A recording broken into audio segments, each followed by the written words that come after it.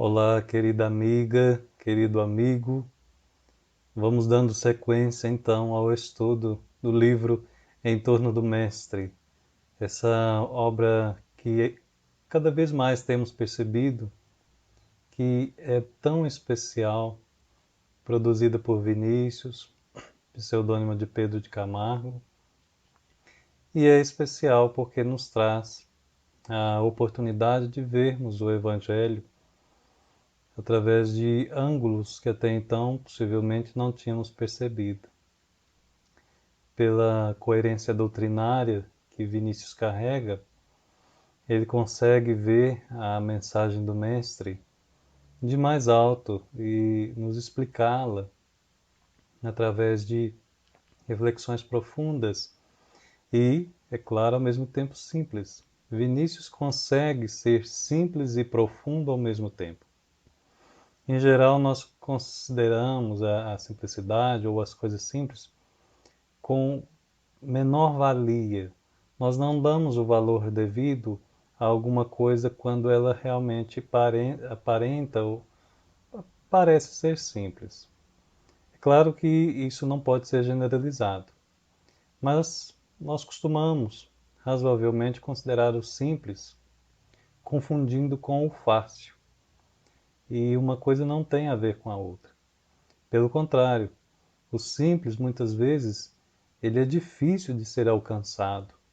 E por trás daquilo que é simples, há muitas vezes questões, respostas, contextos muito profundos.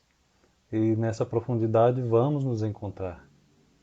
Questões simples, como o que vem depois da vida ou qual o sentido da vida, são, desde o início da civilização, produzidas com 3, 4 palavrinhas. E, no entanto, até hoje, tem gerado as respostas mais complexas e profundas que a gente já pode considerar que conhecemos. A doutrina, ela é clara, Allan Kardec fez questão disso quando fez seus escritos, quando a codificou, e os próprios espíritos, quanto mais elevado é, a criatura tem a condição de tomar o cuidado de transmitir a sua fala, a sua ideia com clareza, ao mesmo tempo sem perder a beleza que por trás daquela forma a essência carrega e se busca transmitir. Daí então a gente considerar o poder de síntese que o Cristo tinha. Jesus, ao apresentar o Sermão da Montanha, o faz de maneira profundamente sintética e ao mesmo tempo extremamente rica, de jeito que hoje, 2000 anos depois, nós estamos com a capacidade, muitas vezes, é claro, coerente com o nosso grau evolutivo, tentando interpretar, tentando analisar e sempre percebendo que é só ponto de começo. Há sempre mais a nos debruçarmos, a meditarmos, a nos enriquecermos com um versículo que seja. Mas por trás daquele versículo talvez esteja o marco divisor das nossas vidas. E por falar em marco divisor, então, a mensagem de hoje, que nós vamos estudar com carinho, é denominada por Vinícius conversão.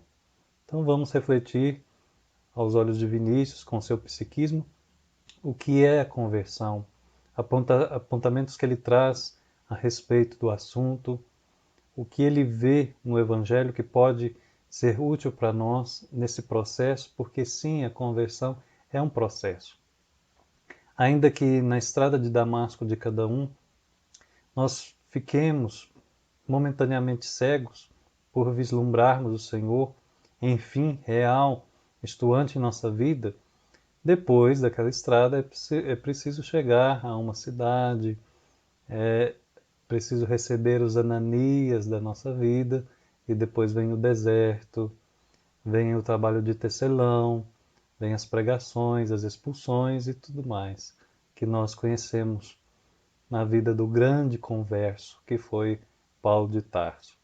Temos vários outros exemplos do primeiro momento ali no contato com Jesus ou imediatamente, depois os que seguiram discípulos dos continuadores do Mestre.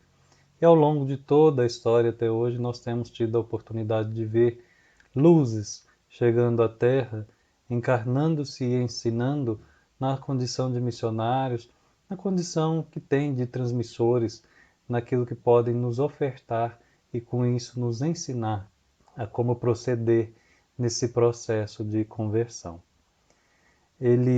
Vinícius, começa lembrando do versículo 3 do capítulo 18 do Evangelho de Mateus, onde está escrito: Em verdade vos digo que se não vos converterdes e não vos fizerdes como crianças, de modo algum entrareis no reino de Deus. Isso é mais que um convite. A gente vai reconhecer aqui então que há um chamado que é intransferível. Quando nós falamos a respeito de conversão, nós estamos falando algo que remete ao indivíduo. A massa não se converte porque é preciso que cada consciência tome conta de si mesma e faça esse processo de despertar. É impossível que vários indivíduos se convertam ao mesmo tempo. Podem, claro, serem convencidos a pensar por um novo paradigma que até então não conheciam. Mas seria impossível praticamente que todos ali adotassem uma nova fé, uma nova filosofia de vida por aquele momento de despertar. Isso é algo particular, é algo muito íntimo, que vai variar de criatura para criatura, conforme as suas circunstâncias, seu contexto e especialmente o quanto ela está disposta a realizar essa mudança em si mesma. E é até neste ponto que Vinícius vai trabalhando o seu texto, na nossa capacidade de mudança, o quanto isso representa para nós, e talvez seja assim, neste sentido, que ele utilizou a imagem da criança, lembrando o que Jesus disse no versículo 3 do capítulo 18 de Mateus.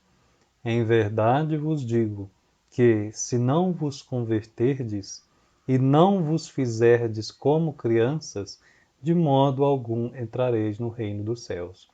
Então nós temos aqui de início o versículo nos apontando a questão da conversão. Logo em seguida o mestre fala que a respeito da conversão, logo em seguida nós temos a necessidade de nos tornarmos como crianças, e aí Vinícius vai nos explicar como seria isso, e ao final Jesus deixa claro que é preciso assim para que então nós consigamos adentrar no reino de Deus. Começa então o nosso querido autor dizendo assim: Jesus, dirigindo as palavras supracitadas aos seus apóstolos, mostra a necessidade em que eles se achavam de se converterem. Ainda que seguindo ali Jesus diariamente, alguns o acompanhando em curas, em ensinamentos, em processos desobsessivos, necessitavam eles mesmos irem além do que assistiam. Era preciso ter os olhos de ver, os ouvidos de ouvir, mas também a vivência e reconhecerem que por si só tinham capacidade de produzir mais do que serem meros espectadores. Era preciso então que padecessem um batismo. O batismo aqui como aquele símbolo de morte e renascimento. Aquele morrer para uma vida que já não nos cabe mais, já não nos serve mais, porque vai se perdendo o sentido, ela não nos atende mais àquela forma de se comportar, de viver, porque as angústias vão aparecendo, o propósito parece que vai sendo confundido, o propósito de nossa vida na Terra, vai surgindo o deserto. E esse deserto ele é contínuo ao batismo porque ele é o momento em que, recolhidos no nosso interior, temos a capacidade de, talvez enfim, pela primeira vez na vida, produzirmos a introspecção. Essa interiorização ela é fundamental para que a gente se autoanalise, se auto-observe, e o silêncio do deserto ele tem essa capacidade. É claro que nós não vamos necessitar ir para o deserto do Saara, para o deserto de Gobi ou da Arábia, mas é reconhecermos que no deserto, Jesus, por exemplo, segundo a parábola, ficou em jejum. Então, ali naquele momento em que eu estou em interiorização, em momento de autoanálise, eu vou trabalhar com os recursos que eu detenho, com as calorias do espírito, vamos dizer assim. É claro que isso é simbólico, mas assim como quem está em jejum sobrevive com as forças que conseguiu conquistar até aquele momento, vai gastar das suas próprias energias sem reabastecimento até que volte a se alimentar, a mesma coisa acontece conosco. No deserto é eu comigo mesmo, conseguindo então, enfim, medir as forças que eu já tenho adquirido. Até onde eu consigo suportar? Até onde eu consigo meditar com aquilo que eu conquistei até aqui? E as conquistas, é claro, são no campo das virtudes, das habilidades sociais, emocionais, dos sentimentos nobres. Sozinho comigo, será que eu sou uma boa companhia? Ou eu brigo comigo mesmo e não me suporto? E aí eu terei, por extensão, a capacidade de perceber como é que eu me relaciono com os demais. Tudo isso faz parte do processo de conversão. Assim como Jesus só passou pela manjedoura depois de passar pelo Sermão da Montanha, de passar pela manjedoura até, nós vamos perceber que há passos que não podem ser pulados, ou uma ordem que tem necessidade de ser invertida. Não, não é possível de ser invertido. Só passa pela lição da cruz quem antes aprendeu a lição da manjedoura, quem antes conseguiu interpretar a questão das bem-aventuranças. E assim o deserto ele só pode vir depois do batismo, porque é no deserto que a gente vai ver se está realmente apto a seguir vida nova, ou se ainda vamos vacilar e voltar para a vida antiga. Olhar para trás como a mulher de Ló no Antigo Testamento e ainda ficar com raízes buscando no passado coisas que a gente acha que não dá ainda para abandonarmos, nos despedirmos, seguirmos, enfim, numa nova vida diferente. E dizendo, destacamos aqui também no versículo 15 do capítulo 1 de Marcos, e dizendo: o tempo está cumprido e o reino de Deus está próximo, arrependei-vos e crede no Evangelho, nós recordamos, já que estamos aqui falando de batismo, estamos falando do deserto, daquele que para nós também é um grande símbolo de renovação, de preparação, de precursor, que era João o Batista. Isso que está no versículo 15 do capítulo 1 de Marcos, é ele que está dizendo: o tempo está cumprido e o reino de Deus está próximo. Arrependei-vos e crede no Evangelho. Na verdade, aqui é Jesus, perdão, quem diz isso. Mas João Batista utilizava-se da mesma expressão para nos lembrar que, enquanto ele batizava no Jordão com a água, ele já apontava que Jesus nos batizaria através do Espírito, com a apresentação do reino de Deus e, por isso, uma nova forma de ver o mundo e de vivenciar o mundo, é claro. Mas não seriam, então, diz Vinícius, convertidos aqueles que acompanhavam o Mestre, ouvindo-lhes os ensinamentos, edificando-se em suas vivas exemplificações? Agora sim, falando sobre João Batista. Nesse ponto, nós consideramos ele figura central do Novo Testamento, pela necessidade que ele considerava em suas pregações da conversão. E essa conversão ela vem ligada intrinsecamente ao arrependimento. Morrer e renascer, ou seja, esse simbolismo de adoção de novo ciclo, não se faz sem o arrependimento. É preciso arrepender-se para que assim então nós tenhamos a capacidade, como o próprio céu e o inferno, ou a justiça divina segundo o Espiritismo nos ensina lá no Código Penal da Vida Futura, é preciso o arrependimento para a expiação e a reparação. Então, o batismo de João Batista era um batismo de arrependimento, simbolizando então, por esse arrependimento, uma mudança interna. E essa mudança apontaria uma disposição a adotar um novo comportamento. Com isso também a gente destaca o que está em Atos, no versículo 6, no capítulo 9, que Paulo, como este que adotou até radicalmente uma nova maneira de se viver, Ele foi chamado pelo próprio Cristo. Então é preciso considerarmos que ao adotarmos morte e renascimento, conversão, reconhecemos que quem nos chama é o próprio Cristo. É Jesus quem nos convida. Daí então ele fazer aquela pergunta imortal na história: Senhor, que queres que eu faça? Ali, no deserto, é a melhor maneira de nós buscarmos a resposta para essa pergunta. Senhor, que queres que eu faça? Livre das influências exteriores, das tendências, mas indo lá no cerne do nosso ser, para então nos conectarmos ao propósito de nossa vida, ao programa de nossa reencarnação. Senhor, que queres que eu faça?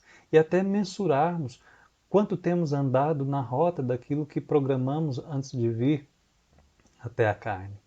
E aqui, então, recalcularmos aquilo que for possível, aquilo que for passível da nossa ação para endireitarmos os caminhos do Senhor.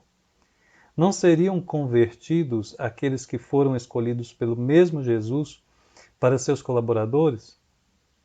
Este caso merece ser ponderado. Não basta dizer Senhor, Senhor.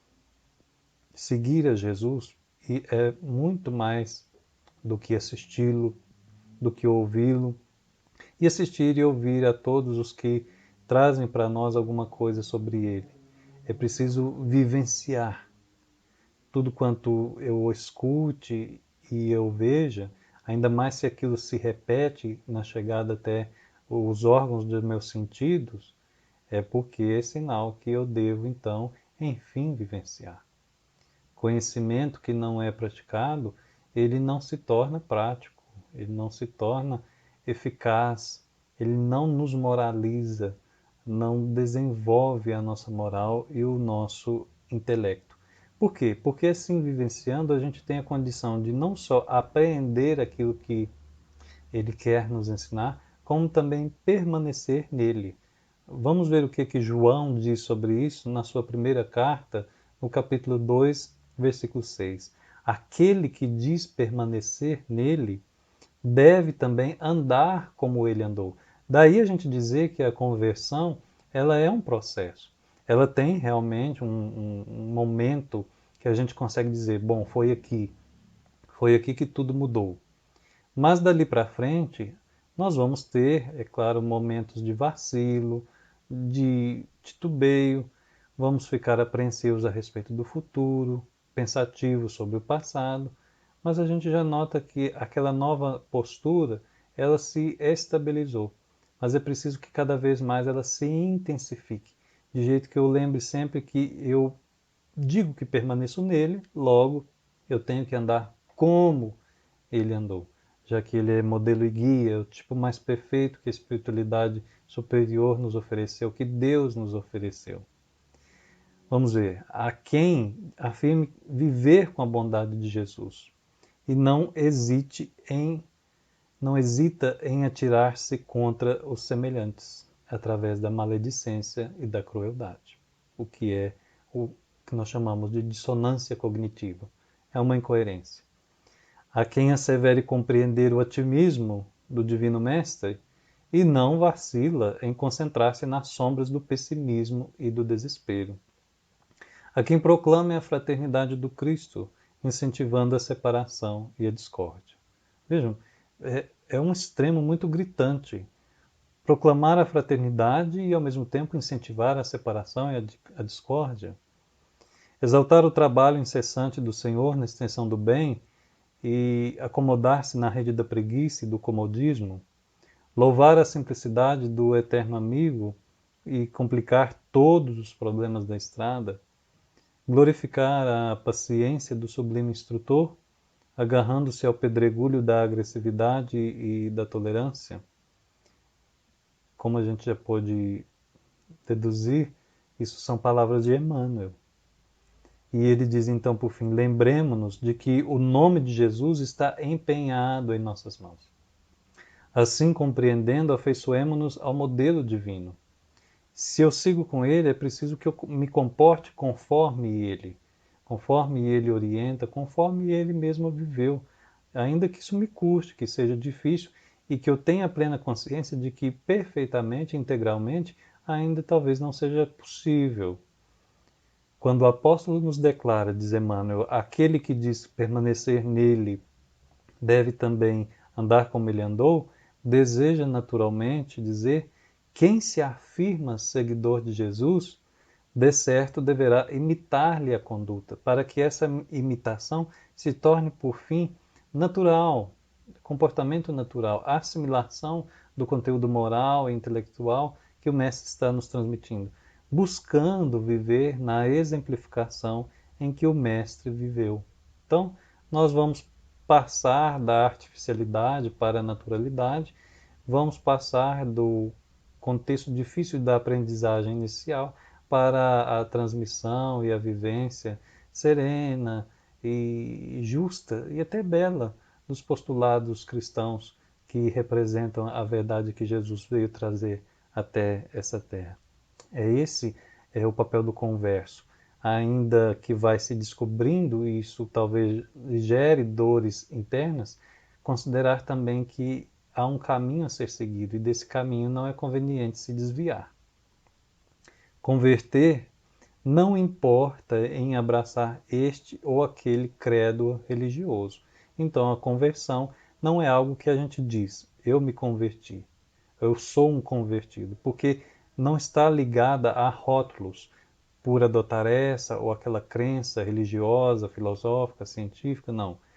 Tampouco em filiar-se a esta ou aquela igreja, aceitando determinado corpo de doutrina qualquer. Não é pelo simples aceite. O incrédulo, ele pode tornar-se crente, crente no sentido daquele que acredita, que crê, sem que se verifique com isso um caso de conversão. É possível nós encontrarmos conversos genuínos sem nunca terem colocado o pé dentro de um centro espírita, ou de qualquer casa religiosa, cristã, ou de religiões dignas.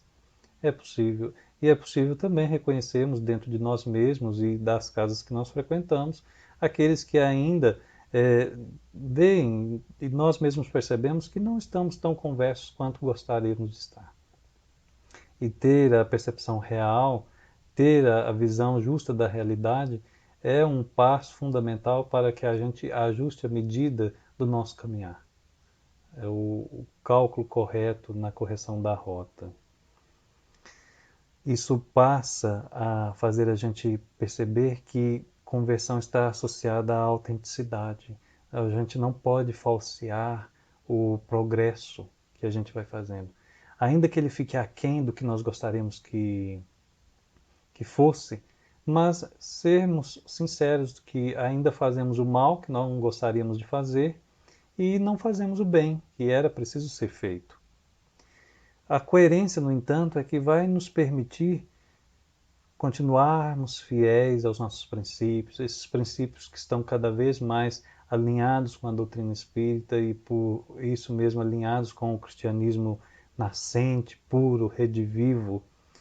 E porque também o espiritismo ele não se impõe a quem quer que seja, isso para nós é muito perceptível pela obra kardeciana. Ele deve ser aceito livremente e por efeito de convicção. Daí Jesus dizer, se alguém quiser vir após mim, renuncie a si mesmo, tome sua cruz e me siga. Ele deixou muito claro, se alguém quiser vir após mim. Os passos seguintes estão interligados ao momento em que a pessoa decide segui-lo, mas no início ele deixa muito claro, se alguém quiser vir após mim.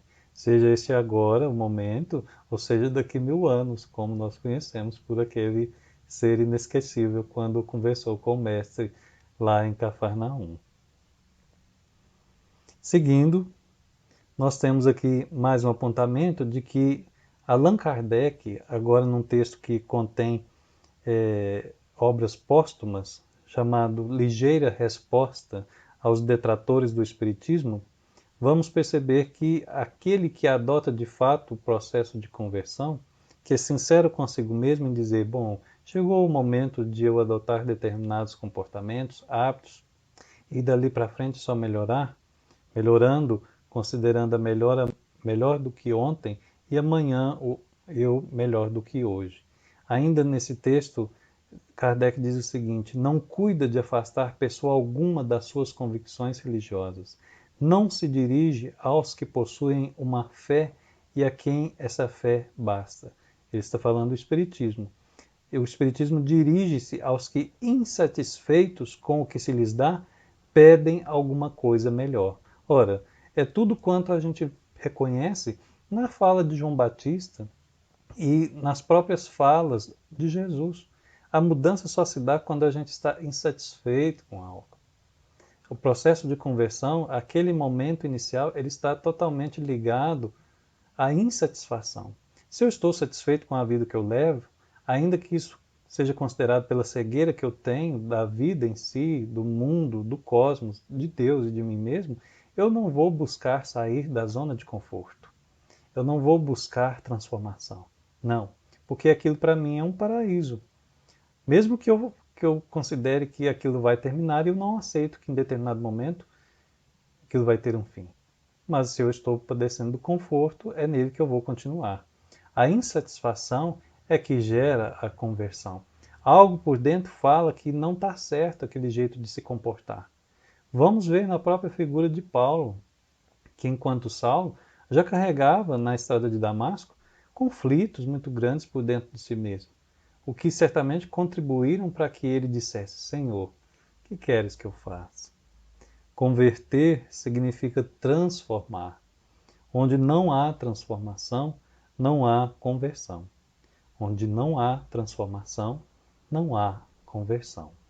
Versículo 37 do capítulo 5 de Mateus, em pleno Sermão da Montanha, nós recordamos: seja, porém, a vossa palavra o seu sim, sim, não, não. O que excede disso é do mal, é do maligno. É claro que aqui não é um convite a nos tornarmos extremistas, não é isso, nada disso, mas é sermos fiéis à postura que estamos abraçando. Não podemos adotar dois tipos de vidas diferentes ao mesmo tempo. A vida de casado e a vida de solteiro não podem ser vividas por uma pessoa no mesmo momento. Há coisas que um vive que o outro não vive. Cada um vai saber de si o que era possível antes e o que não é possível mais. O que é possível agora, que naquele momento não era. E a mesma coisa acontece conosco ao nos relacionarmos com o Cristo da maneira clara e genuína que o Espiritismo nos oferece. O que agora é conveniente? Tudo me é lícito, mas nem tudo me convém. E aí vamos perceber por que Vinícius diz que onde não há transformação, não há também conversão. Quanto mais acentuada seja a transformação, tanto mais positiva será a conversão. Um apontamento, um parêntese, agora buscando lá no capítulo 28 do Evangelho segundo o Espiritismo, quando nós temos aquela coletânea de preces espíritas, nós temos ali uma parte muito interessante que fala a respeito dos espíritos perversos. Mas o que nos chama mais atenção é que, dentre os espíritos perversos, nós temos duas categorias, bem distintas, segundo Kardec. Aqueles que são fracamente maus e os que são hipócritas. Trouxe aqui esse adendo para a gente perceber lances que são oportunos para a nossa transformação, a nossa conversão contínua. Porque os primeiros, dizem Kardec, os fracamente maus, são infinitamente mais fáceis de serem conduzidos ao bem do que os segundos, que são os hipócritas. Porque são, na maioria das vezes, de natureza estúpida e grosseira. Ninguém, é claro, gosta de ser considerado estúpido e grosseiro. Mas, como podemos ver, aqui diz ele, entre os homens, e como estes fazem o mal mais por instinto do que por cálculo, e não pretendem passar por melhores do que são. São aquilo, ainda criatura bruta, rústica, instintiva, primitiva, e não esconde que é aquilo realmente. Mas há neles um germe latente que é necessário fazer germinar, o que se consegue quase sempre com perseverança. Vamos aí ligando as pontas e vendo mais alguns insights para o nosso momento de conversão. Os instintos, a primitividade a ser trabalhada, pontos ali a serem refletidos para ver o que fica para trás, o que segue adiante. Neste momento, a perseverança entrando no meio de campo, a firmeza, a benevolência. E isso vem tudo através de conselhos, das argumentações e da prece. O que já começa a ficar claro que a pessoa que é resistente à mudança, a mente rígida, ela vai justamente atrasar o seu próprio progresso.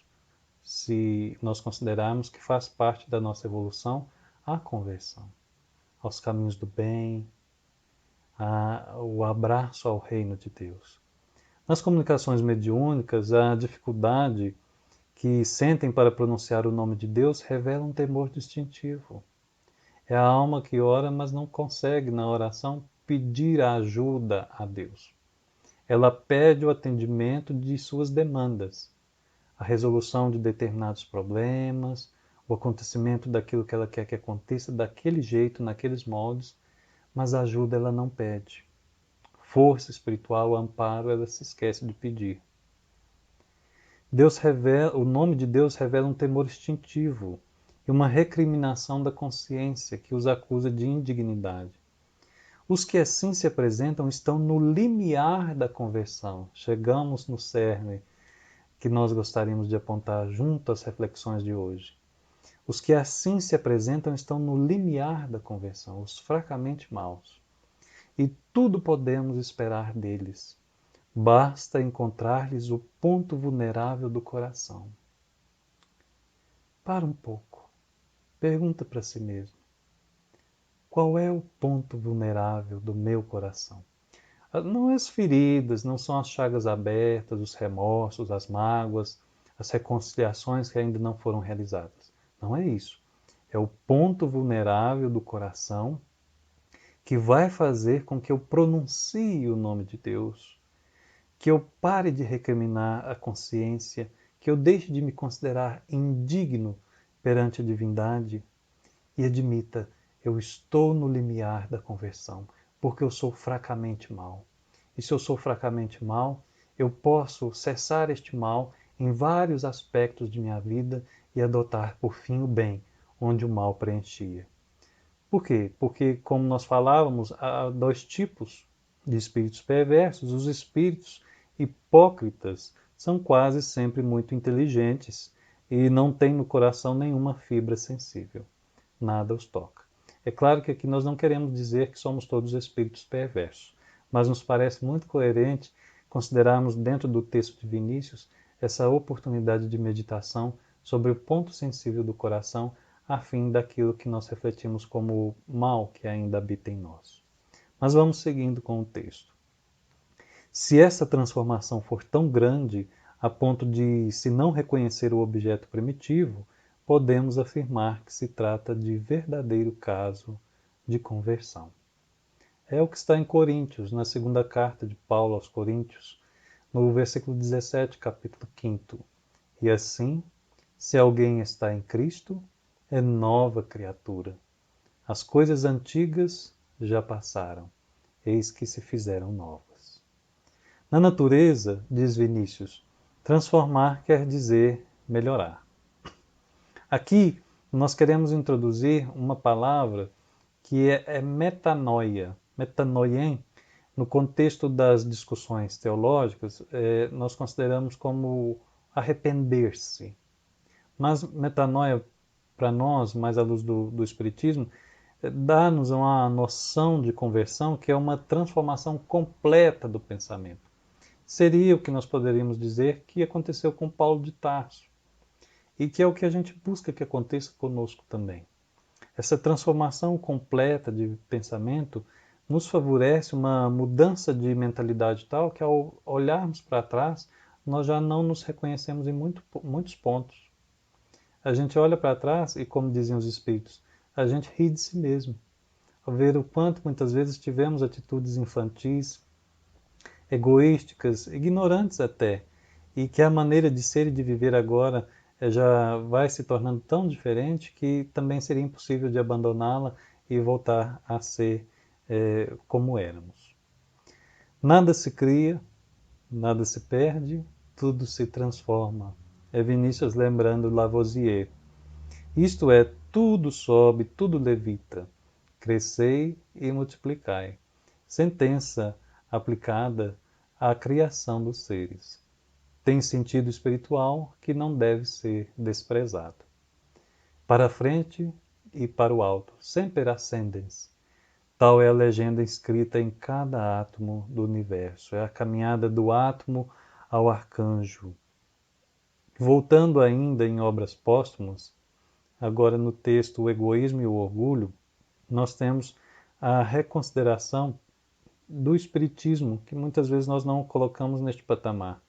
E ali Kardec diz que é, sem contradita, o mais poderoso elemento de moralização. Então, se ele é o mais poderoso elemento de moralização, ele nos ajuda a trabalhar tudo isso que ainda nos atrasa a nossa transformação e, por isso, o nosso progresso. Porque, diz Kardec, ele mina pela base o egoísmo e o orgulho. E ele, o Espiritismo, tem feito milagres de conversão. É certo que ainda são apenas curas individuais e não raro parciais. O que, porém, ele há produzido com relação a indivíduos, aí, como nós falávamos no início sobre as massas, aí então, o que ele tem feito em relação a indivíduos, chegará um dia que ele poderá fazer o mesmo com as massas. Conversão, continuando Vinícius, é fenômeno vital de transformação constante para melhor. Tal fenômeno se realiza tanto no plano físico quanto no plano moral. Os reinos da natureza se entrelaçam em movimento ascensional de contínuas transformações. O espírito progride, melhora e se aperfeiçoa através de ininterrupta série de conversões. E aqui agora Vinícius adentra com mais uma expressão. Segundo ele, há uma série de conversões. E faz sentido se nós nos considerarmos como conversos em cada virtude que a gente vai conquistando e estabilizando em nosso ser. Vamos nos convertendo do medo à coragem, da raiva à serenidade, à calma, ao amor, deixando de lado o ódio para abraçarmos, enfim, a união, a fraternidade. Seriam conversões em série que vão acontecendo no nosso ser. Até que, enfim, então, pela maioridade das conquistas que adquirimos no campo das virtudes, nós nos tornamos um ser, enfim, maturo e em comunhão com o Pai. São Luís, em O Céu e o Inferno, falando ali no capítulo 4º da segunda parte, Espíritos Sofredores, nós temos a seguinte pergunta a ele: qual a causa da maior facilidade da educação moral dos desencarnados do que dos encarnados? Em uma palavra, a independência da carne é que facilita a conversão, principalmente quando se tem adquirido um tal ou qual desenvolvimento pelas provações cumpridas. Falando em conversão, a gente puxa por esse ponto porque quem trabalha em reunião mediúnica sabe que muitas vezes o espírito, ali naquele momento manifestante, sofredor ou causador de sofrimento, ele sofre um processo de metanoia, de mudança de paradigma muito drástico em relação ao que acontece conosco encarnados. Acontece também com a gente aqui enquanto na Terra. Mas a gente nota com eles, por vezes, que há como que um clarão se fazendo, enfim, eles notando o que realmente fizeram e não deviam feito, e o que talvez até agora precisam fazer para se corrigirem rumo ao futuro. Aqui fica claro que a matéria, muitas vezes, não é que nos atrapalhe a essas conversões mais lúcidas, mas a ligação com o mundo, com a maneira do mundo se dirigir, as pressões do dia a dia e a própria influência corporal fazem com que a gente decresça talvez um degrau nessa questão de lucidez, de discernimento, de entendimento de espíritos imortais que nós somos.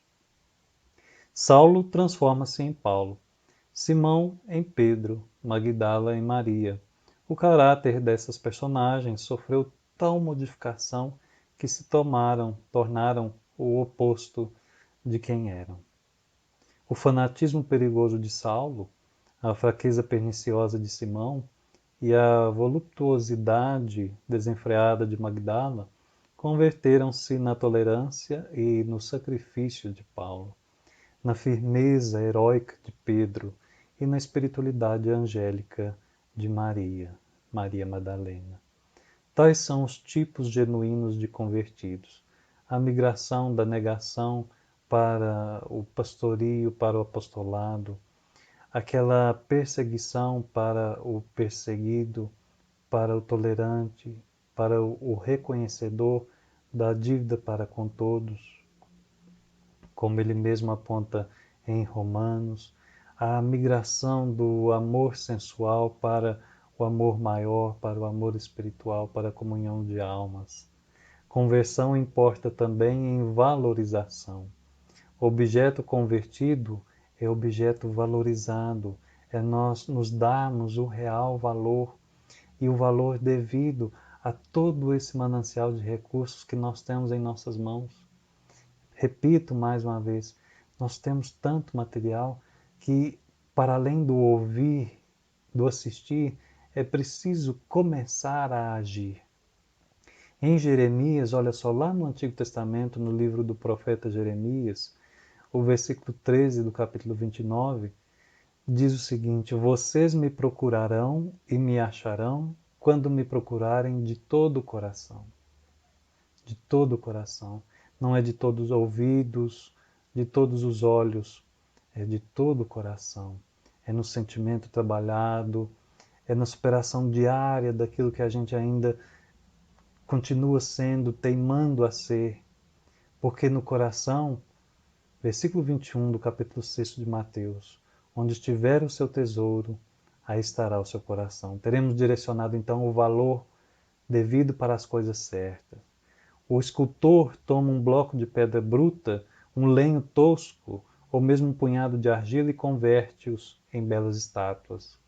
E aí a gente vai se percebendo como escultores de nós mesmos, escultores de nossas almas, onde refugiam os primórdios, os primores da arte. É incalculável o valor que o estatuário imprime por efeito de conversão àqueles materiais obscuros. Qual o cômputo possível entre o valor do calcário antes e depois de ser a Vênus de Milo ou de Escóbulo? Duas esculturas da Idade Antiga da Grécia que são hoje para nós conhecidas pelos livros de história, mas aqui como uma reflexão, qual a diferença do granito fora de uma estátua daquela e na composição dela? A beleza, a forma, a produção, o que gerou. E os gramas de tinta antes e depois de serem convertidos em quadros de Michelangelo ou de Velázquez? Entretanto, um exame químico demonstrará tratar-se da mesma substância. O mesmo sucede com o homem, antes e depois da conversão. O caráter forma-se e consolida-se através da obra de conversão. Por isso, processo. Obra que, uma vez iniciada, jamais deixa de prosseguir em seu curso eficiente de embelezamento e de valorização. Ainda que no futuro se apontem o martírio, o testemunho, mas é preciso seguir. Tudo faz parte da continuidade do processo transformador, da intimidade. O homem velho vai sendo absorvido pelo homem novo. Olha que lindo! É o renascimento espiritual que se opera. De tal sorte, é possível volver ao estado de inocência primitiva, porque lá no início, lembremos, Vinícius recordou Jesus quando falava: é preciso sermos como as crianças. Inocência primitiva, conforme disse Jesus. Se não vos converterdes e não vos fizerdes como crianças, não entrareis no reino de Deus. Porque a inocência revela-se sob dois aspectos distintos: a ignorância do mal e a vitória do bem. A primeira forma é o estado da criança. A segunda representa a condição do justo. Nessa nossa conversão, vamos agora ignorando o mal no sentido de não aceitá-lo mais em nossa vida. não como crianças que ignoram por desconhecer, mas acima de tudo a vitória do bem, pela justiça que cada vez mais somos compreendedores do que ela significa. A criança é inocente porque desconhece o pecado, o justo é inocente porque adquiriu a virtude. Com isso ele sai do ratá, da amartia, do desvio, do pecado, que significam isso etimologicamente, vai recalculando, vai trazendo de volta a sua vida para o amor, para a lei de amor, ainda que seja pelos mecanismos da dor, mas vai trazendo de volta e se alinhando ao fluxo divino que nos leva todos para o mesmo Pai. A inocência da criança é fruto da incipiência, a inocência do santo é filha da sabedoria. Essa permanece, aquela passa. A transição de uma para outra espécie de inocência é maravilha da conversão. Sem conversão, portanto, ninguém logrará o reino de Deus. Ninguém logrará o reino de Deus. E o reino de Deus não vem com aparências exteriores, não está ali nem acolá. O reino de Deus está dentro de nós. É hora de nós tomarmos posse dele e, pelo auxílio de Vinícius, então, reconhecemos os passos possíveis de serem traçados, de serem trilhados, com algumas recomendações, algumas orientações que o Evangelho e a doutrina nos oferecem de maneira tão generosa. Que Jesus nos abençoe, nos proteja, muita luz e muita paz.